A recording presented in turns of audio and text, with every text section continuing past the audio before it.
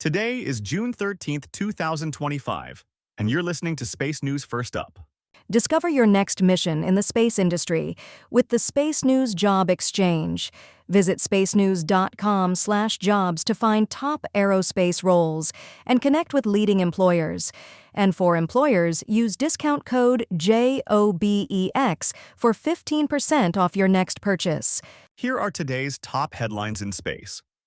House appropriators approved a defense spending bill Thursday that includes more money for the Space Force. Muon Space raised nearly $90 million in new funding and acquired a supplier.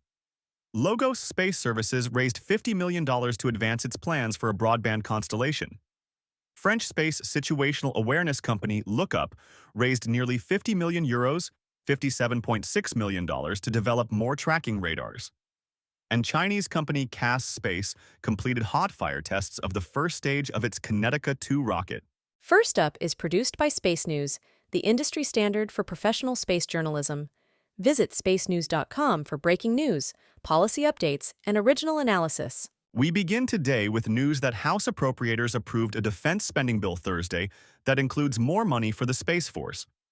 The Space Force would receive $29 billion under the bill, approved by the House Appropriations Committee.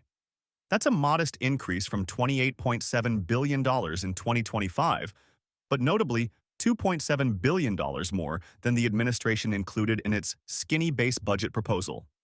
Beyond funding levels, the House bill includes directives aimed at streamlining Space Force acquisitions, such as reorganizing space programs by mission area, rather than individual program lines. Some appropriators criticized the bill and said the committee should wait until getting full documentation on the administration's proposal. Muon Space raised nearly $90 million in new funding and acquired a supplier.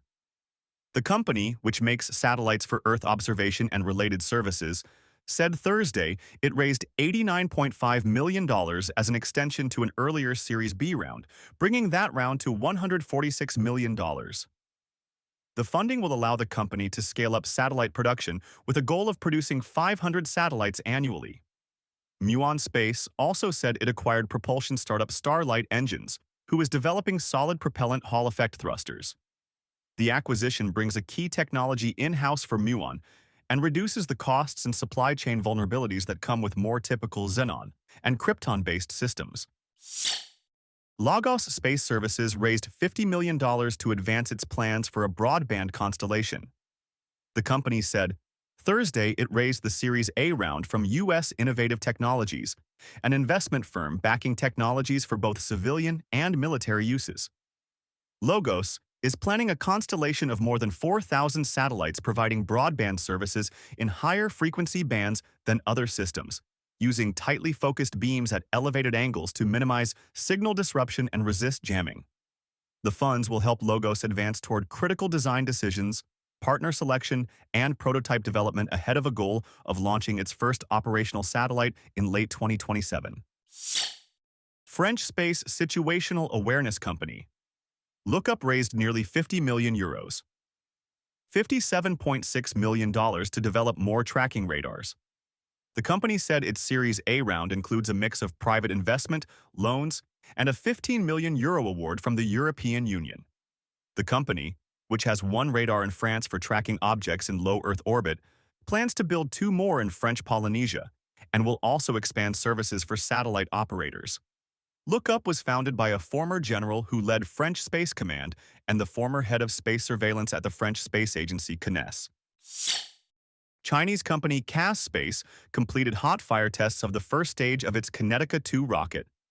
The successful test this week is a major step toward the rocket's first flight, expected later this year. The rocket is designed to carry up to 12,000 kilograms to low Earth orbit, or around 7,800 kilograms to a 500-kilometer altitude sun-synchronous orbit. That first launch will carry Qingzhou-1, a commercial cargo spacecraft being developed by the Innovation Academy for Microsatellites of the Chinese Academy of Sciences.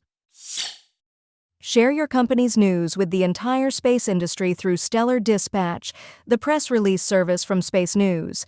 Learn more and use discount code SD2106 for 15% off when you submit yours at spacenews.com/stellardispatch. In other news, the launch of a private astronaut mission to the International Space Station is on an indefinite hold because of a problem there.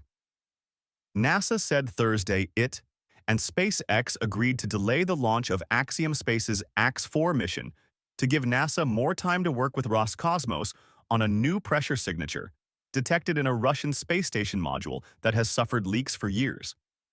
That issue apparently arose after cosmonauts inspected those leaks and tried to seal them.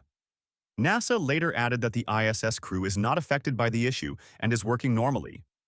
NASA officials, including safety advisors, have raised concerns about the leaks in the last year. Newshawk reports that SpaceX launched a Falcon 9 Thursday during a hearing about increasing such launches from California. A Falcon 9 lifted off at 9:54 p.m. Eastern from Vandenberg Space Force Base and placed 26 Starlink satellites into orbit. The launch took place during a public hearing in the nearby town of Lompoc about environmental reviews for increasing the number of Falcon 9 launches from Vandenberg and allowing SpaceX to use another pad there, SLC-6, for Falcon 9 and Falcon Heavy launches. Reuters reports that the falling out between Elon Musk and President Trump could reduce SpaceX's role in the Golden Dome missile defense system. The White House had reportedly been planning to select a team that features SpaceX, along with Palantir and Anduril, to build key elements of Golden Dome, although there has been no formal procurement yet for that missile defense system. After Musk and Trump feuded last week, though, the White House is reportedly rethinking those plans and may focus more on ground-based elements that don't require SpaceX. Ars Technica reports that Jared Isaacman outlined some things he would have done had he been confirmed as NASA administrator. In an interview, he said he had developed a plan more than 100 pages long for changes he would make to NASA had his nomination not been pulled by the White House at the end of May. That included an effort to accelerate the schedule for Artemis II, bringing forward its launch from next spring to the end of this year. He said he would have increased crewed missions to the ISS, including supporting changes to SpaceX's Dragon to allow it to carry 7 people instead of the current 4. He also sought to move aggressively on development of nuclear electric propulsion. Some of those plans, though, would have clashed with the administration's budget proposal for NASA, which reduced spending on the ISS and cut nuclear propulsion work. Space.com reports that the NSF budget proposal could end operations of a new, powerful telescope for studying the sun. Speaking at the American Astronomical Society conference this week, the director of the National Solar Observatory said the proposed fiscal year 2026 budget for the NSF would cut funding for the Daniel K. Inouye Solar Telescope, DKIST, by more than 50%, a level that makes it impossible to continue operations. DKIST only began science observations in 2022 using the world's largest telescope for observing the sun. Scientists had hailed the high-resolution images DKIST has provided to better understand solar activity.